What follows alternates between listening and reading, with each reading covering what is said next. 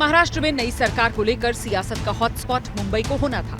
आगे मुंबई ही होगी क्योंकि नई सरकार यहीं से चलनी है।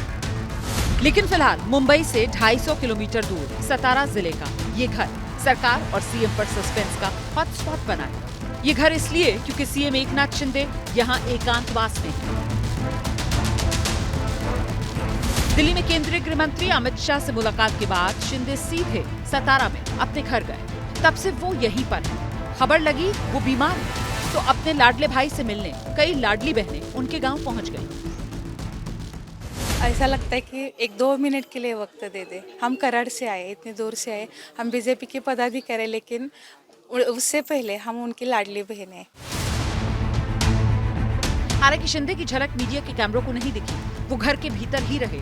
मिलने आई अपनी लाडली बहनों को उन्होंने घर के भीतर ही बुला लिया और वहीं बात की। लेकिन महाराष्ट्र की सियासत को लेकर ये सवाल मुंबई से लेकर दिल्ली तक बड़ी तेजी से घूम रहे हैं कि शिंदे वाकई बीमार हैं या फिर नाराज। शिंदे वाकई आराम करने के लिए गांव में रुके हैं या वहां से कोई ट्रेलर दे रहे हैं। इन अटकलों के बीच महाराष्ट्र बीजेपी की ओर से अध्यक्ष ने सोशल मीडिया पर जानकारी दी है। 2 दिसंबर को अमित शाह के साथ महाराष्ट्र बीजेपी कोर कमेटी की वर्चुअल बैठक होगी। 3 दिसंबर को मुंबई में बीजेपी विधायकों की बैठक होगी। 5 दिसंबर को नई सरकार का शपथ ग्रहण समारोह हो जाएगा। ये भी खबर आई कि सीएम पद के लिए देवेंद्र फडणवीस का नाम लगभग फाइनल है। अजित पवार के खाते में फिर से डिप्टी सीएम की कुर्सी आएगी, लेकिन नई सरकार में एकनाथ शिंदे की भूमिका क्या होगी ये तय नहीं। बीजेपी और अजित पवार की एनसीपी इस मुद्दे पर मौन धारण किए हुए है, जबकि शिंदे सतारा में डेरा डाले हैं। इसीलिए पूछा जा रहा है शिंदे आखिर चाहते क्या हैं? क्या शिंदे सीएम पद पर अपनी पसंद का चेहरा चाहते हैं? क्या बेटे श्रीकांत शिंदे के लिए महाराष्ट्र में बड़ी भूमिका चाहते हैं? क्या नई सरकार में अपनी शर्तों पर विभाग का बंटवारा चाहते हैं? चुनाव नतीजों के 4 दिन बाद एकनाथ शिंदे त्याग की मूर्ति बनकर सामने आए। खुद कहा सीएम बीजेपी का होगा।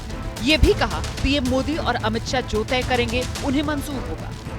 इसके बाद दिल्ली जाकर उन्होंने बैठक भी की, लेकिन इसके बाद क्या शिंदे का मन बदल गया या फिर उनकी कुछ और शर्तें फंस गई? शिंदे के करीबी संजय शिरसाट के एक के बाद एक बयान इसी ओर इशारा कर रहे हैं कि शिंदे सीएम पद छोड़ने को भले तैयार हों, लेकिन वो इसकी कीमत चाहते हैं। जो गृह मंत्री पद था वो उप मुख्यमंत्री जी के पास था, वैसे ही अभी उप मुख्यमंत्री पद अगर शिवसेना को मिले तो गृह मंत्री पद हमें मिलना चाहिए, ऐसी भी मांग हो रही है।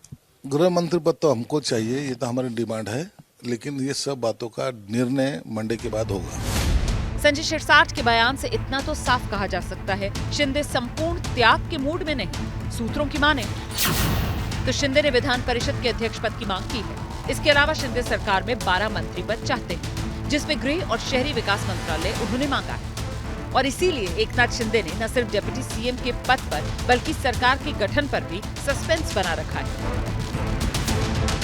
मुख्यमंत्री के नाम और सरकार के गठन में हो रही देरी पर इस चुनाव में हारा अघाड़ी गठबंधन पूरा रस ले रहा है और शिंदे को उकसाने की पूरी कोशिश में लगा है। ते अस्वस्थ आहेत, त्यांचं मानसिक आणि शारीरिक स्वास्थ्य बिघडलेलं आहे। याला जबाबदार कोण? त्यांची प्रकृती बिघडली असेल तर ती का बिघडली आहे?